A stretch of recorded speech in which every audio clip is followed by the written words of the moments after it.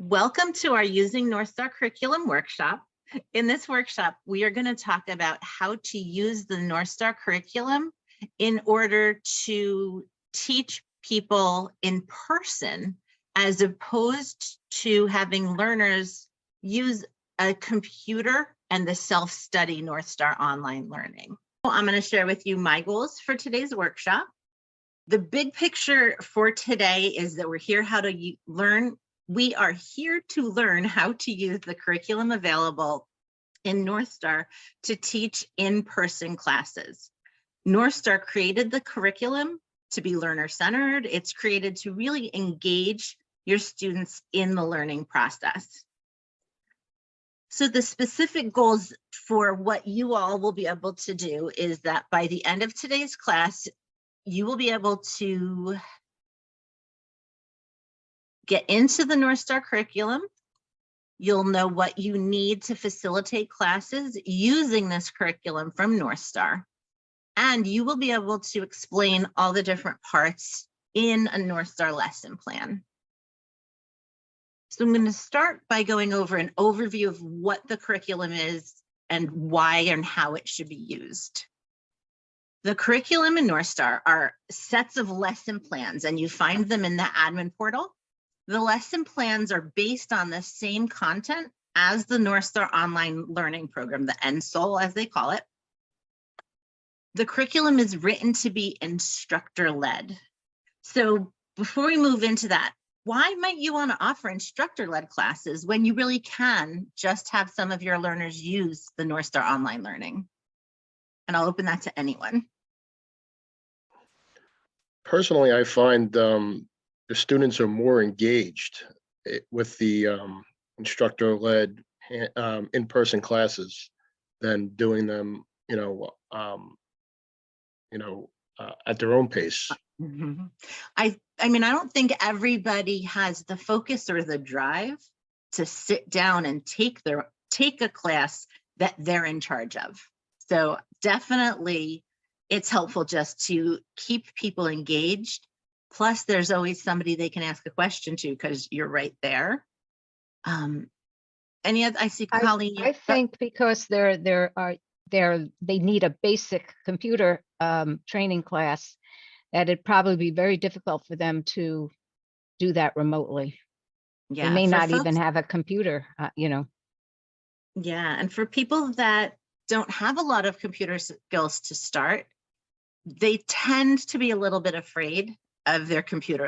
The people who aren't used to using computers are so afraid they're going to break it or mess it up and that we can never fix it. So having an instructor right there with you makes it feel a little safer. I was going to just say, I totally agree with that statement. What I found is there are people that they're actually petrified of the computer. I mean, just the thought of even touching the keyboard scares them. Mm-hmm. And it's part of the process I find with somebody that's new to computer skills, new to using a computer, is just getting them over that initial trepidation and anxiety and have them relax and just kind of think things through, because they're just like all tensed up and everything. Right, I agree. Any other thoughts? You guys took all my answers. I'm sorry. No, that's okay. Every time I was thinking of another one, I was like, wait a minute. Okay, that's what I was just going to say. I have one more. There's just a comfort level, I think, too, with an instructor. It really, it makes you much more comfortable, and having them there at your side. And, it's like almost like they're helping you do the thinking. You don't have to do it all on your own. So. And having a workshop drives more traffic into your library. All those people who weren't going to come and just use Northstar might be more likely to come to a workshop and possibly even bring a friend. And then you've got folks in your library seeing all the great things you do. So I think there's a lot of reasons why, if you have the capacity, that you really should be running in-person sessions. And that doesn't say don't have Northstar Online available for folks to use as well, but definitely running in-person sessions if you can. And I did mention this part earlier, but the lesson plans are learner-centered, they're interactive. What that means is if it feels like you're lecturing your class, you're doing it wrong. You really want to be engaging your learners. And then a few other things you should know about Northstar just before you get started is that Northstar estimates that each class takes about 2 hours to teach, or each lesson, excuse me, takes about 2 hours to teach. Truly, I believe this is a little bit high of a time. It does, in fact, depend on the skill level, the number of students you have, but I believe you can get through the lessons in a shorter period of time. But I suggest when you first are doing it, assume it's going to take 2 hours. You can always have your students go into the online learning portion and practice everything that they've learned so that you're not essentially wasting their time. They were written to be taught in person, but you can absolutely offer them remotely as well. So you could do it over a Zoom as opposed to having people in the library. It just really depends on your setup and what it is you're trying to accomplish. All of the Northstar lessons in their curriculum are standalone lessons. So while they do work together, you can actually pick and choose which lessons are needed by your patrons, or maybe which lessons you think are going to bring more patrons into your library. You know, you might decide I want to do basic computer skills, and I want to do formatting in Word, and I want to do learning the basics of Excel. You know, you don't have to run them all in a specific order. And then it's just important to know that Northstar, all of it, the curriculum, the online learning, the assessments are written to support adult learners at a mid-level English reading comprehension. So there can sometimes be some difficulty with a language barrier or a reading barrier. Okay, before we start talking about who should or could be using the Northstar curriculum, do you have questions overall about the Northstar curriculum in general? Or it's just so new that you haven't really thought through it yet? Are there different levels of basic, intermediate, advanced, or? They're not. They're all at They're all that basic. same basic level. However, when we get into it, you'll see there is all of the computing basics classes, and then you can follow them through. You get to the word lessons. And I mean, it does start out with a basic introduction and it goes over how to format. So those kind of sort of build on each other, but eventually if you get through some of the basic ones, you can skip over it and go, oh, now I want to teach people how to do tables, even though we haven't talked about something else. So we'll look at it, but don't think of it as beginner, intermediate, advanced. You're really going to think of it as, I have folks who don't have a lot of computer skills. There are a few basic things I need them to know before I can teach them different parts. Gotcha. Yeah. Quick heads up as well that right now, basic computer skills and internet basics are the only 2 lessons that have been translated into Spanish. I believe I heard that by the end of summer, they should have them all translated into Spanish. And what I'm talking about is the curriculum. The online learning is translated pretty much everything into Spanish at this point. But there are the basic computer skills and internet basics that could be taught in Spanish if you knew Spanish, or if you're trying to work with some folks, some of the language in there might be helpful.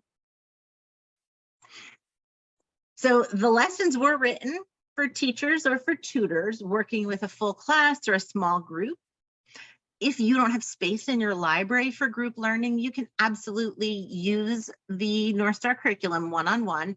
There's just some minor adjustments you might need to make with some of the group work or the pair-up work that happens in the curriculum.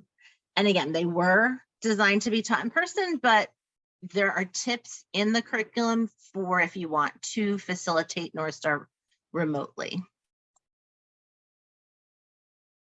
What do you need to be able to run the Northstar curriculum? there are a few things that you absolutely would need to have. You definitely need computers because you need your students to practice on these different computer skills. The curriculum is written with the expectation that the instructor is going to be able to project their computer screen, some of the classwork. So you definitely should have a projector or a smart board. You also are going to need internet access. Otherwise, you're not going to be able to get the Northstar curriculum that's in the admin portal. Some of the classes, but not all of them, also will require internet access. So you can run some of the classes with a computer and a projector as long as you've already downloaded the lesson plans. These are the 3 things that Northstar has said you need for your class. I think you also need a printer and then possibly a copier or reprinting, because there are handouts that you want your students to have so they can work with them. And you might want to print out all the instructor materials. So I definitely think that that's another added thing to be able to use the curriculum. So let's get into finding it. Now that we've got the basics, how are we going to get into Northstar? You go into your Northstar admin portal through the digitalliteracy.assessment.org page. In the admin portal, you click on resources, and then you click View Northstar Curriculum. And we'll look at it in person in a minute.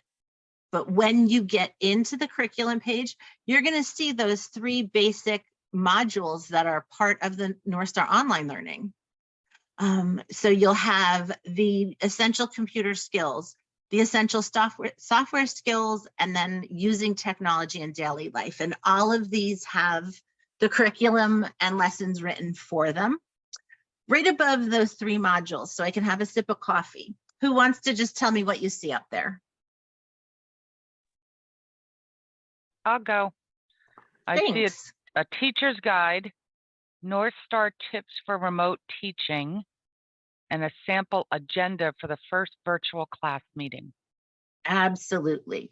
So those bottom 2, if you're doing virtual Northstar over the internet, Zoom, WebEx, whichever, definitely take a look at those. The teacher guide, I'm going to ask you to just take a look at that because it gives you an understanding of all of the things that you find in Northstar. When you go into the teacher guide, don't be frustrated and think, why was she telling me to look at it? Because it's got all of this like standards information and what is ACEs and what is this? Keep scrolling down. You will find teaching tips for using Northstar. And then from getting into the instructor-led curriculum, you just go ahead and click on whatever it is that you're deciding you want to teach right now. So the next thing we're going to look at is the actual Northstar curriculum. When you click on maybe Microsoft Word, let's say, up at the top right, you can download every single lesson all as one PDF, along with all of the scope and sequence, all of the learning resources, the projects that are available. You can also just select one lesson and you get a PDF of the instructor information, the lesson plans, the handouts. And then before we look at a specific lesson, I do want to take you through the scope and sequence information that you get in Northstar because it's really helpful. It gives you the whole scope of the class and the order that you're teaching different things. So it walks you through the different skills, standards, and vocabulary that are in the learning module. At this far right side, you actually see an outline of the lesson, and it starts with telling you, oh, go ahead and use the Microsoft Word Northstar assessment as a pretest. That's going to help you understand what each learner needs to focus on. It's also going to help you understand then what you are going to be focusing more on in your classes. In that far right column, you also see the standards that are covered in each lesson. And then it tells you at the end that you would be, once you finish all of the lessons in the Word module, you would want to give the assessment again as a post-test to assess learning. So basically, scope and sequence just gives you the information on all of what you're teaching and what order you're teaching it all in. When we go back to the page with the full training module, below the scope and sequence link, there are links for college and career readiness standards, as well as how those standards align to ACEs. Does anybody know what college and career readiness standards or what the ACEs standards or how they align to ACEs, like what those mean? Nope. Okay. College and career readiness is a list of skills that are expected of folks who are either going to college or going into a career. So, and keep in mind, Northstar was developed in Minnesota. So some of this stuff is Minnesota based, but college and career readiness standards just talk about, these are all of the standards that you need to learn or that you should learn to be ready for college or a career. Similar to how in high school, you take the different standardized tests, and it's testing that you know all of these skills, information, et cetera, to be able to graduate from high school. ACEs, which was created in Minnesota, stands for Academic, Career, and Employability Skills. It's called the ACEs project. And that links back to the college and career readiness standards. You will probably not need to ever know that information, but just so that you had a quick understanding of what they are, I wanted to share it with you. The scope and sequence is the one that I really think you should just take a quick look at before you're teaching. And then each module has unit projects at the end. These unit projects, they go past the standards that are taught in the class, and they include information on career and college readiness, which includes reading, speaking, writing standards. So if you choose to use the unit projects, not only are you testing what your students have learned about Microsoft Word, but you're also getting into the different reading and writing and speaking standards or expectations. So you might choose to use these, you might choose not to, or you might modify it if you want to give a unit project. So now we're going to get into the Word lesson 2 that goes over formatting. Before we do that, I am going to bring up Northstar, and somebody is going to walk me through how are we going to get into the curriculum. Who remembers what we did first? Well, this one's an easy one. I see nodding. Yep, first we're going to log in. Once I log in, where do you think I'm going to go? I mentioned it once, but you should be used to it, because when you're trying to figure out anything in Northstar, who remembers where we go? Resources, maybe? Yeah, resources. From the resources, it gets pretty easy to find what you're looking for. So we're going to go to View Northstar Curriculum. This is that same screen that showed us computer skills, software skills using technology. I go into Word. So now you're just clicking on the things that you're looking for. Instead of me downloading it again, I'm going to select the second lesson. And what you would see when you open up the second lesson, which is formatting text, make that a little bigger. You start to see the same stuff you're seeing on the screen behind here. So this is what the lesson looks like with the different exercises. So now I want to walk you through how these work. So when you get into your curriculum, which again, Northstar, you go into the admin portal, you go into resources, you go into your Northstar curriculum, you find what you're looking for. Whoop. At the top left of the first part of the curriculum, what you see is information on what is covered. So it's telling you these are our Northstar standards that are covered in this lesson. The top right gives you the vocabulary words that you need folks to know and that you'll be working with and teaching them. And then it gives us some instructor tips. So it talks about how maybe not all of your learners know about using the control key. And so you have to explain, if I want you to copy something, you hold down control, you press the letter X. It talks about the buttons and the tips on how to zoom into things, or if you have a Mac, you should be using the command key. You know, so what Northstar is doing right now is it's helping you set the stage to teach your class. Now, if I scroll down a little bit, we're still looking at the teacher prep information. So you definitely want to make sure you have access to all of these references. And remember, I said when you click on the lesson, it gives you a PDF of everything you'll need for that particular lesson.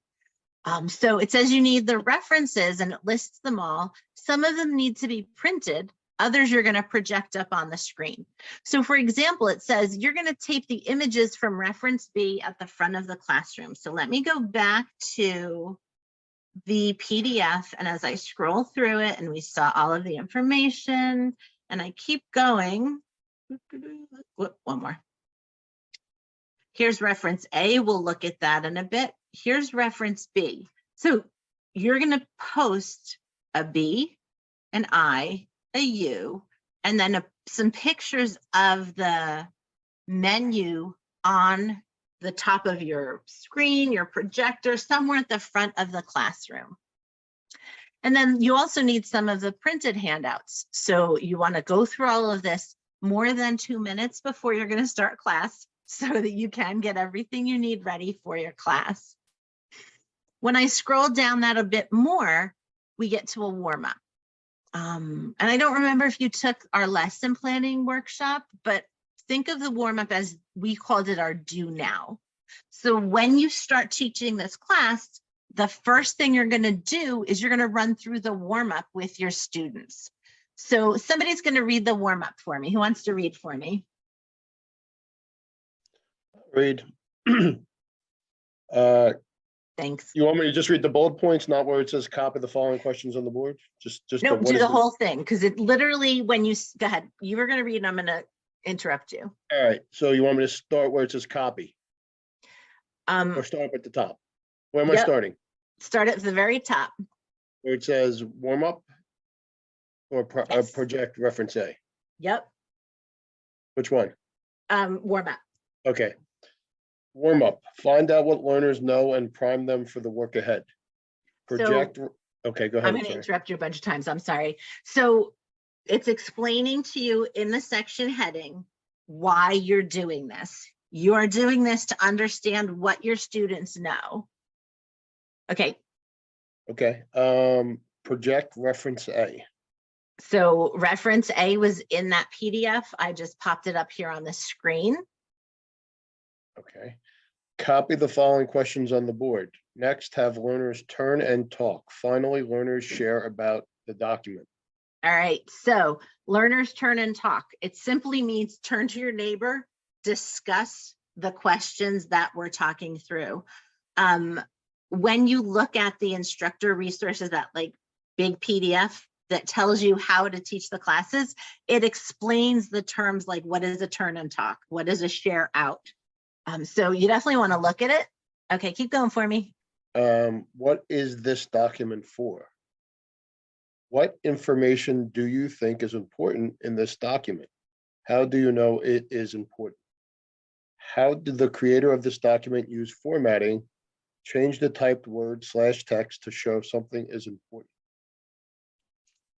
So when you're doing this with your class, you've got them starting to think about formatting and why it's important. You can walk around and listen to when the learners are doing their turn and talk to give you a bit of an idea of what the learners know. And then eventually it asks them to share out to the entire group their answers for these questions, you know, and you might have people who never really realized that this is why formatting occurs on documents so that things are more important, are bolded or bigger, etc. So you walk through the lesson plans. The next part of it is we will learn. This section called We Will Learn in Plainfield, we refer to this as our SWBOTs. Really, they're just your class goals. They're what you should learn and be able to do at the end of the class. When we call them SWBOTs, it stands for students will be able to. Using this phrasing helps to make the goal actionable. It helps to make sure that it's something you know your students have to learn how to do, and that as an instructor, I can measure them. So if we look at the goals I read to you earlier, by the end of today's class, students will be able to, and then I gave you specific goals that I can test for. Access Northstar Curriculum. I know Colleen remembers how to access the Northstar. Oh, I'm sorry. Actually, it was Alex, I think, who got us into our resources. And from there, we found it. So we go through the goals and we make them very specific as students are going to be able to do this, and I am going to test them for it. Northstar calls it We Will Learn. But again, these are the expectations that students should leave the class with the ability to do these things. So you always want to share these goals with your students. It says sharing learner-friendly objectives helps set goals for today's learning. So you are giving them an idea of what you're covering in class and also what you're not covering in class, so that they go, oh, so I'm going to learn how to format. I'm not going to learn how to create a table in Word today. So it helps set the stage for class. The next thing we go to in the Northstar curriculum is we get to model and explain. And this is the procedure. This is where you're going to start teaching. The first thing you're going to teach is how to format text using the ribbon. You can see it right up at the top of the list. And it says you're going to project your screen and open a new Microsoft Word document. So while I'm doing that, I'm going to say, hey, I am going to open Word. This is how we find Word on the computer. This is how we get into a new document, because I talk through everything. Then it tells you, say to your learners. And do you notice how there's a little arrows in front of both of those? Those little arrows to you are things you're going to do. So it says, say to your learners, and then the thing you say to learners always has a diamond in front of it.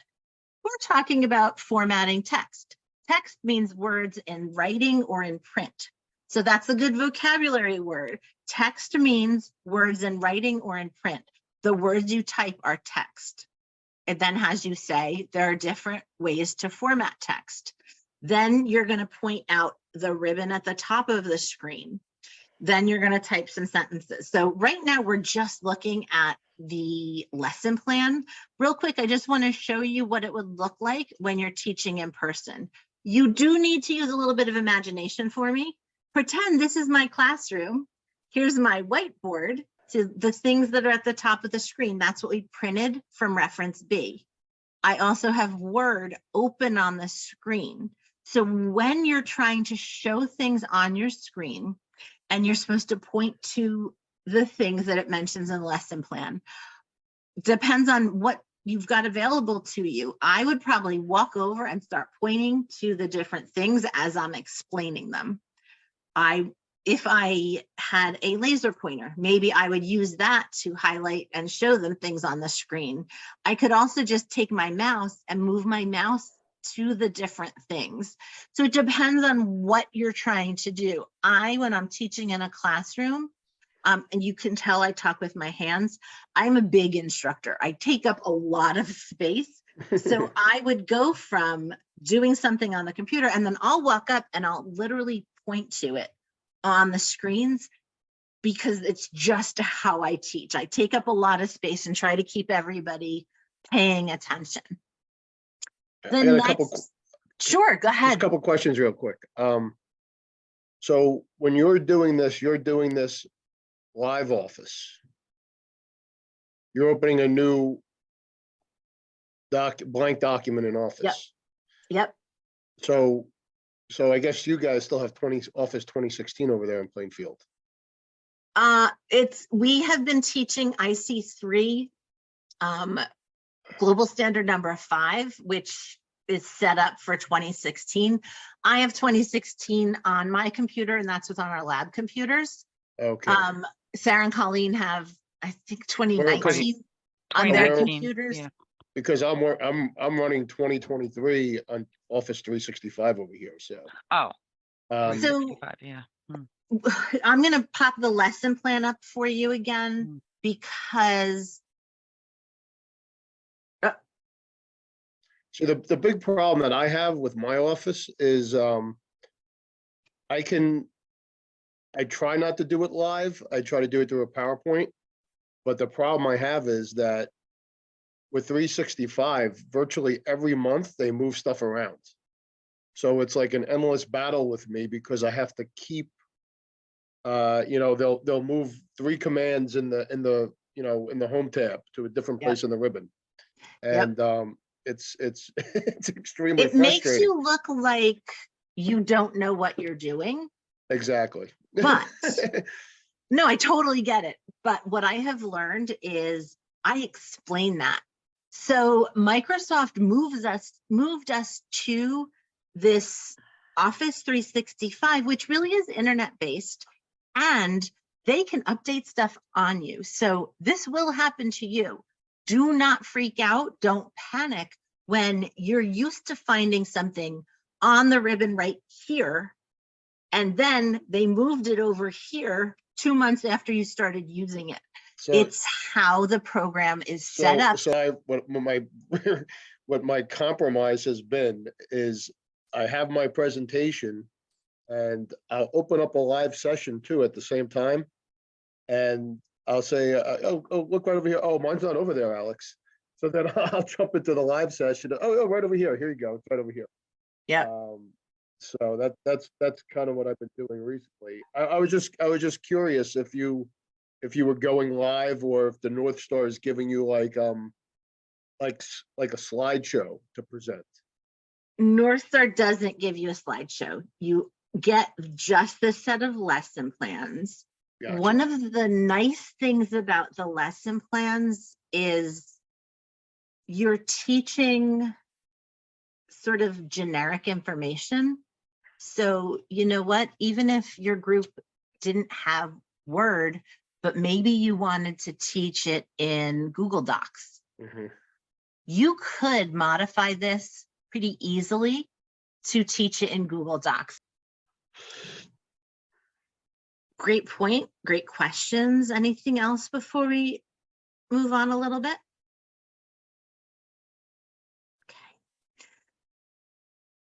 So you show them all of the tools, you talk to them about how this B, notice it makes things big. So you're explaining the functionality, you're showing them where it is on the toolbar. And it's the next set of steps in the lesson plan after you're sharing and explaining and all of the icons and the ribbon. You're saying to them, an icon is a small picture or a symbol that represents something you can do on the computer. These icons help you to format or change text. And you can see I'm obviously reading, which you can do from the lesson plan. So with a little bit of preparation, you can run this class without having to spend a ton of time. Personally, I like to spend a little bit of extra time because I try to add more information to the classes, but it walks you through everything you need. And then after you model and explain, where you as the instructor are explaining everything, now you're going to get to a do it together session. So here, your students collaborate with each other and you collaborate with your students. So the curriculum tells you again what to do. It says, project your screen, ask learners, and then you see that same diamond and quotation marks. That means you're supposed to say, how do you open a new blank Word document? The arrow is stuff you're doing versus saying, so follow the steps, point out the ribbon for them, and then you're going to ask them, what does the icon mean? So you're really going through the lesson plan. Whoops, sorry, this is really the first chance you get to see or hear your students Are they picking up what I'm teaching? Are people able to answer the questions? Are they able to try it? If they haven't gotten it, reteach a little bit. Teach it a little bit differently. If they've gotten it, you just keep going on. So the next thing after your model and explain is your do it. Whoops, and I skipped the do it together. Oh no, I did this one. I'm sorry. So you do it together. You model, explain, you do it together. Depending on the lesson, there could be a couple or a few or several. Model, explain, do it together. Model, explain, do it together. Once you get through all of them, you will also come up with a task or a couple of tasks for your class to complete. So you're at the end of the lesson. You have already taught them what you need them to learn. You've tried to see them do it in that collaboration part. Now you really want to assess their learning. You want to figure out what they do know and what you might need to reteach a little bit. So this says, okay, you're going to open Word for me. You're going to look at this reference D, which is right here on the screen, and they're going to copy the job ad into their Word document, and they're going to start to format. And at this point, you've taught them how to format with a ribbon, how to format with shortcuts, how to format with right-clicking. And while they're working on this, you're going to go ahead and keep an eye on them, see how they're doing, see who maybe is struggling, and you can help out a little bit. There might be more than one task at the end of lesson. There's also always a set of vocabulary words and then a worksheet on vocabulary. But make sure that as you are having them do their tasks, their worksheets, that you're paying attention to what they do know and what they don't know, because you might need to reteach some skills. I mean, you might not be able to have all that time to do it, but hopefully because you've been assessing throughout, you'll be able to know what they do know how to do. And then you get to this wrap up. The wrap up is the wrap-up assignment should feel easy for your students. This is not something they should struggle with. It should feel easy because they were wonderful students and you're a wonderful teacher. And so they really probably know how to do almost all of this.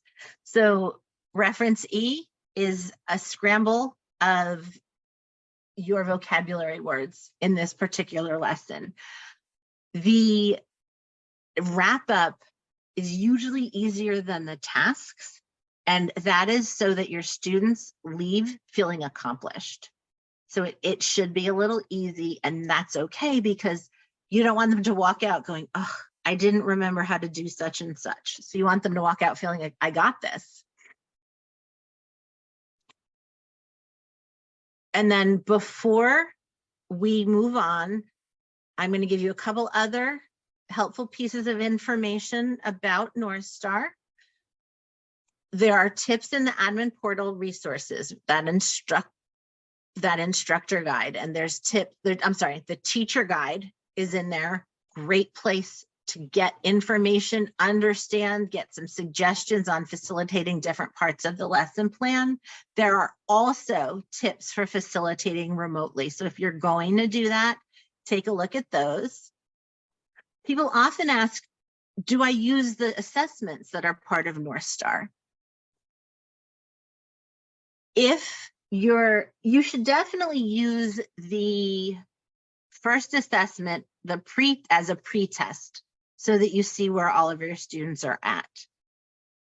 The pre-test and the assessments test the entire module. So if I'm just teaching the first 3 lessons of Word, I'm not going to post-test them on all of Word, because they're not going to, I mean, they might do well, but you want to just see where it's at. If you have a consistent class, you might pre-test and say, oh, we can skip this and this because everybody got it right, but we have to do a couple other things, and then you post-test for the whole module. And in terms of using NSOL, Northstar Online Learning, you should absolutely encourage your students to use the online learning lessons. It's a great way to get extra practice differently, hear things in different words than you used when you were teaching it. So it's great for practice and it's great for review. Any questions on getting into the Northstar Online Curriculum, or I'm sorry, the Northstar Curriculum and all the lesson plans? Questions on the parts of it, questions on how you might use it? Thoughts on whether you're excited to use it or not?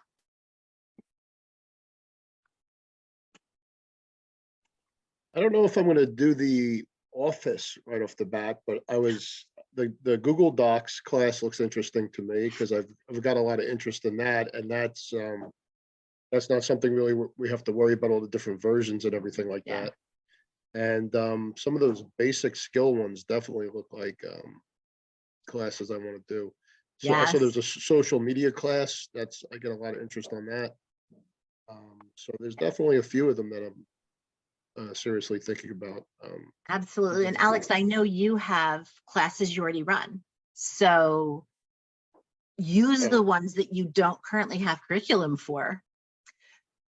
So now, go ahead. So what I'm trying to do is, my hope is with the Northstar is that, like you said, I'm not going to necessarily start with any of the stuff I'm already teaching.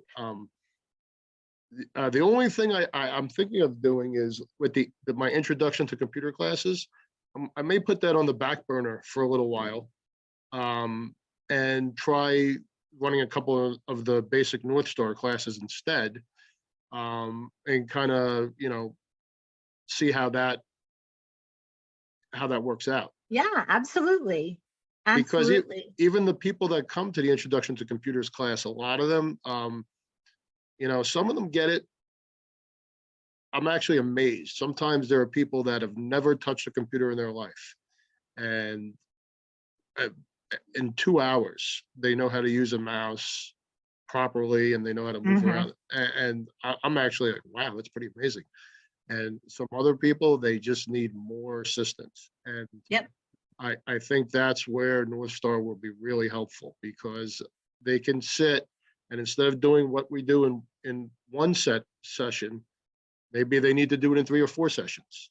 Yeah. And I think Northstar will be helpful for that.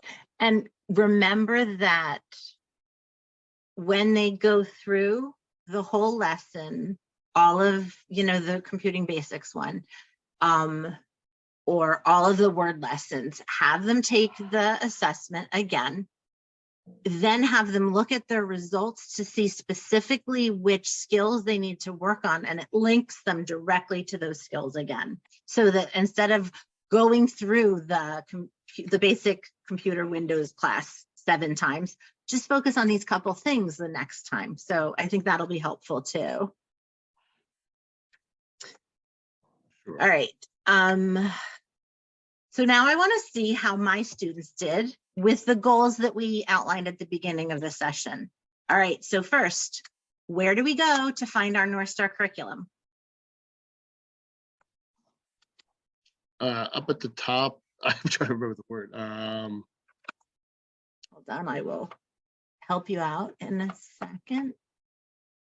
Hang on, let me go back to our admin portal. Okay. Whoop, apparently I talk too much. So I'm going to log in. There you go. Where do we go? Resources. Beautiful. And then, of course, view Northstar curriculum.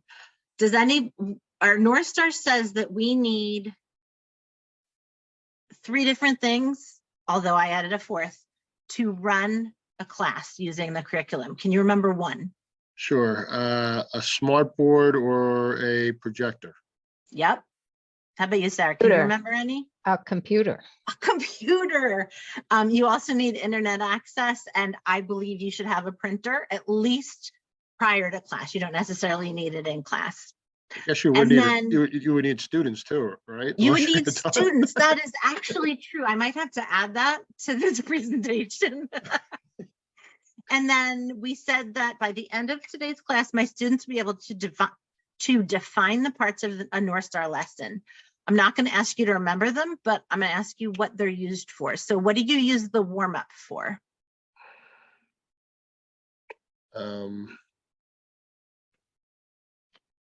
And I think the warm up for this class was you put up a flyer and you asked your students, how do you know what's important in this flyer? And then you started talking about the different formatting. Maybe just to gauge where they're at. Ding, ding, ding, you got it. You're finding out what they know and you're getting them focused on the work ahead so that they start to understand. Then there's a section in the lesson plan called model and explain. Who's modeling, the instructor or the student? Who's modeling? Yeah, so model and explain is somebody The- is showing the steps and explaining the parts of things. The instructor. You got it. All right, this one's a little harder. And we didn't really focus, like, I don't know if you're going to remember, but I'm going to ask anyway. What is the last part of the North Star lesson called? Do you remember what you do at the very end? Do that wind down. I forget what it's called. The Wrap word up. scramble. I Wrap know up. it. Yes, the word scramble. So you wrap up on something nice and easy that your students should all be able to get through. Absolutely perfect. So I feel like we met our goals. Next steps.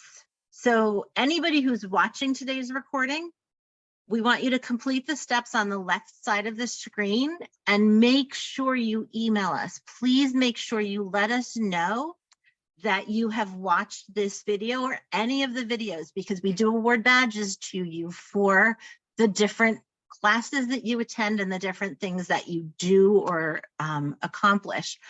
Also, and Alex, especially because you said you're going to do it soon, let us know when you first run a North Star class.